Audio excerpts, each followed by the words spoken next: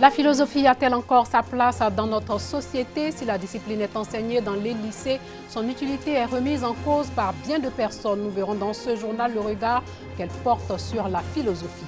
Le développement des infrastructures énergétiques a des impacts sur la santé et la sécurité des travailleurs. Des experts africains partagent leurs expériences pour une meilleure gestion de leurs effets. Et puis le 10 mai 1981, François Mitterrand, candidat du Parti socialiste, est élu président de la République française.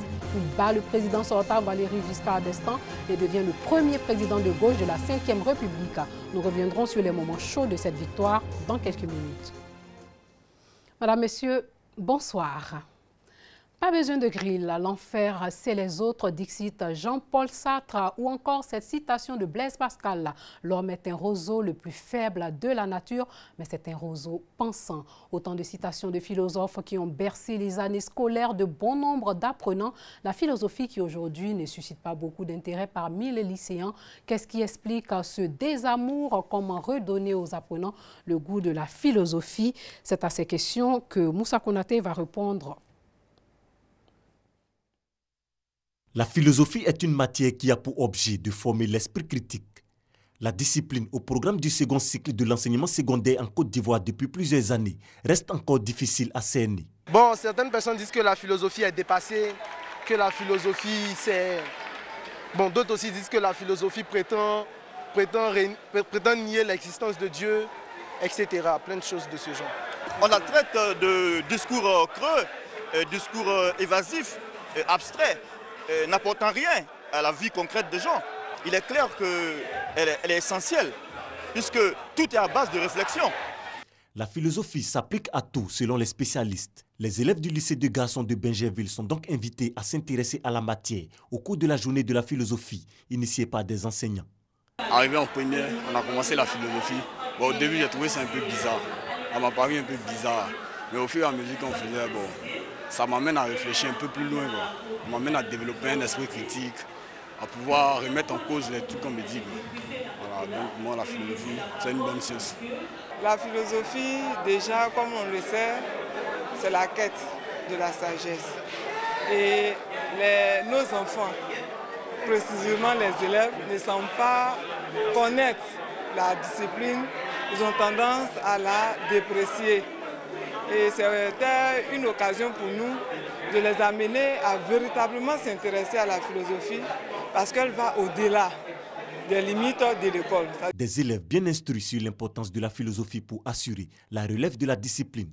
L'idée est soutenue par des personnalités du monde de la culture et des médias.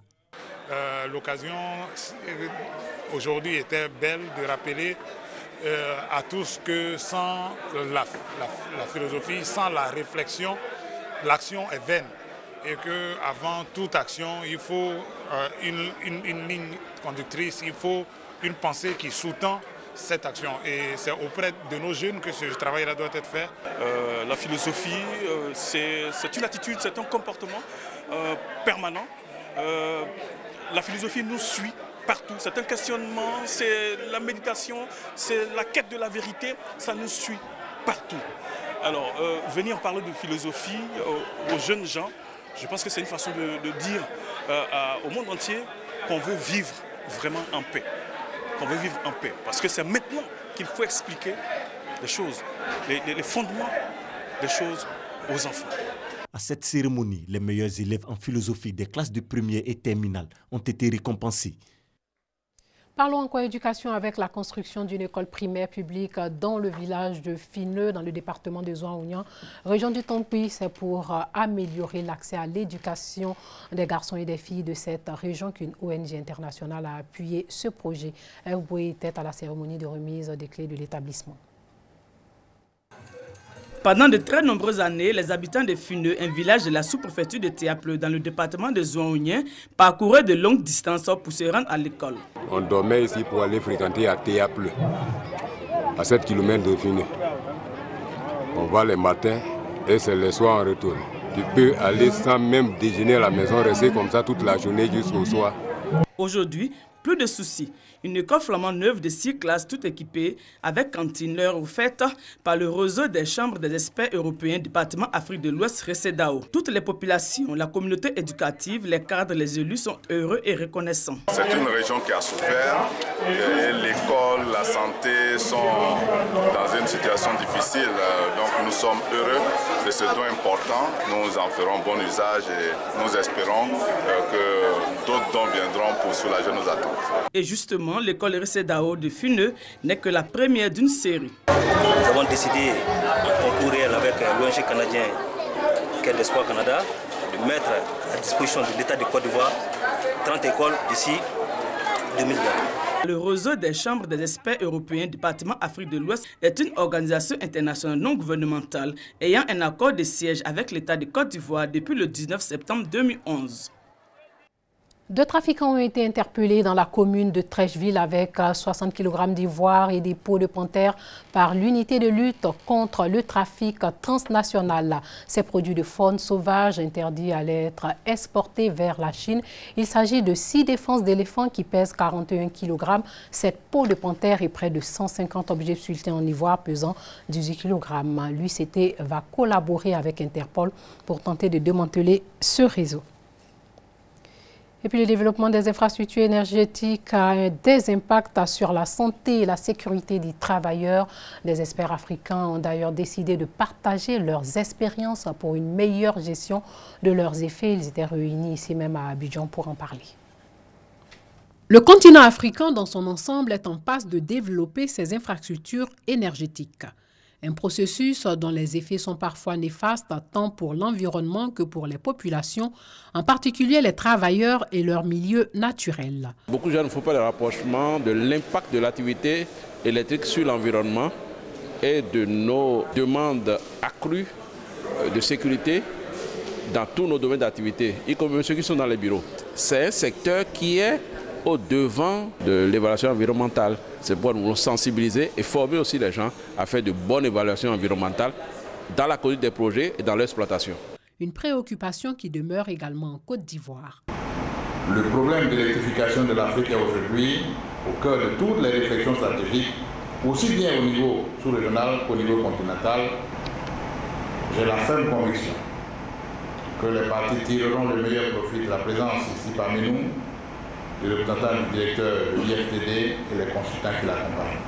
Pour une meilleure prise en compte des conséquences de développement des infrastructures énergétiques sur le plan de l'hygiène de travail, de la sécurité des travailleurs et du milieu naturel, enjeux environnementaux et sociaux dans le développement des infrastructures électriques en Afrique, des responsables hygiène, sécurité et environnement issus des 4 coins du continent partagent leurs expériences. Nous avons construit un barrage de retenue d'une capacité de 540 km². Cette retenue nous permettra de réguler le cours de ce fleuve, ce qui fait qu'on ne connaîtra plus de coupure d'électricité au Cameroun. Donc je suis venu dans mes valises avec un cas très intéressant de la mise en place d'une ligne haute tension en plein centre-ville, dont l'étude d'impact et le cadre environnemental sont déjà bien campés. Et je compte très bien partager cette expérience avec mes collègues africains. Ce partage d'expériences bénéficie du soutien de la francophonie qui porte un intérêt particulier aux questions d'environnement et de développement durable. Hors de chez nous, aux États-Unis, l'overdose est devenue la première cause de mort accidentelle dans le pays. Une épidémie née il y a une dizaine d'années de la commercialisation de médicaments opiacés très addictifs et véritable porte d'entrée vers les drogues dures. Reportage en Virginie-Occidentale, l'État le plus touché. 2 semaines avant son 28e anniversaire, Ryan décède d'une overdose dans les toilettes d'une grande surface. Dans leur maison de Virginie-Occidentale, dans le nord-est des États-Unis, ses parents gardent de lui le souvenir d'un enfant gentil, mais incapable de lutter face à son addiction, l'héroïne. On a essayé qu'il s'implique, qu'il cherche de l'aide. Je crois que tu as même supplié un policier de l'arrêter après une de ses overdoses pour le mettre en sécurité, l'éloigner de ça. On a tenté tout ce qu'on pouvait pour l'aider. Les Brown font partie des milliers de familles touchées par la vague d'addiction aux opiacés qui ravage les États-Unis. En Virginie occidentale, plus de 800 personnes sont mortes d'overdose l'an dernier. Et le nombre de victimes continue de grimper. Tout le monde, tous mes amis, tous ceux que je connais en prennent. Je connais des gens qui étaient totalement contre il y a 2 ans et qui maintenant en prennent. Le problème est né il y a une dizaine d'années, avec la mise sur le marché de millions d'antidouleurs à base d'opium, particulièrement addictifs. Les médicaments les plus dosés sont désormais interdits, mais les toxicomanes s'approvisionnent sur le marché noir ou bien plongent dans l'héroïne. La police et les services de secours sont submergés. Je dirais que 90% de ce qu'on traite est lié à la drogue. Quoi que nous fassions, il y a toujours plus et plus et plus d'opiacés inondant notre région et notre zone. Associations et autorités locales essaient d'enrayer le phénomène. Mais de nouveaux problèmes surgissent. Dans cette clinique, on tente de contenir une potentielle épidémie d'hépatite en fournissant des aiguilles propres. L'overdose est aujourd'hui la principale cause de mort accidentelle aux États-Unis. Les laboratoires pharmaceutiques, à l'origine de la distribution de ces opiacés, rejettent à ce jour toute responsabilité. Toujours aux États-Unis, Donald Trump limoge le patron du FBI. La décision du président américain aurait été motivée par une mauvaise gestion de l'affaire des emails privés d'Hillary Clinton par James Comey. L'intéressé, qui avait été auditionné par le Congrès une semaine plus tôt, était en déplacement en Californie. Il a appris la nouvelle par la télévision alors qu'il s'exprimait devant des membres du FBI. Et selon le New York Times, le directeur de la police fédérale a tout d'abord cru à un canular. Le 10 mai 1981, c'est la victoire de la gauche à l'élection présidentielle française. C'est la première fois qu'un homme de gauche est élu président de la République sous la 5e République française. Il s'agit de François Mitterrand, c'est le second socialiste à l'Élysée après Vincent Auriol. C'était la rupture avec l'époque gaulliste, notamment pour les couches populaires qui votaient alors massivement à gauche. 5, 4, 3, 2, 1. François Mitterrand est élu président de la République. Le 10 mai 1981, première élection d'un président socialiste sous la 5e République en France, François Mitterrand. Entré dans les cabinets ministériels à la Libération à moins de 30 ans, François Mitterrand a évolué de la droite à la gauche socialiste avant de se poser en 1971 un rénovateur du Parti socialiste moribond. Il a déjà tenté par 2 fois d'accéder à la présidence de la République en 1965 face au général de Gaulle et en 1974 face à Valéry Giscard d'Estaing. Donné une nouvelle fois perdant en décembre 1980, à la veille de la campagne électorale, il remporte cette fois-ci la mise en tirant parti de l'impopularité du président sortant, lui-même lâché par Jacques Chirac, le chef du parti néo-gaulliste. Le 10 mai 1981, en fin d'après-midi, si des chiffres circulant dans les rédactions des journaux et au siège des partis donnent dès 18h30 le candidat socialiste gagnant, l'incertitude est en revanche totale dans la population. Le suspense prend fin à 20h lorsque les radios et la télévision annoncent officiellement le résultat. François Mitterrand remporte ce second tour et devient le 4e président de la 5e République et le premier de gauche.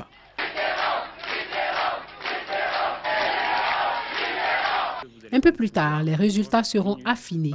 Mitterrand a obtenu 51,76% des voix exprimées, choisies par 15 708 602 électeurs, soit 1 065 956 de plus que son adversaire et plus de 8 200 000 de mieux que son résultat du premier tour, quand Valéry Giscard d'Estaing n'a rallié que 6 419 874 nouveaux électeurs. Mitterrand a remporté la majorité dans 65 départements de la France métropolitaine. Il en a conquis 25 de plus qu'en 1974. La présidence s'ouvre dans la liesse sur une fête semi-improvisée à la Bastille le soir du 10 mai. François Mitterrand entame un règne de 14 ans, comparable par sa durée à ceux de Henri IV, de Louis-Philippe et de Napoléon Ier. Adieu Giscard et Mitterrand président.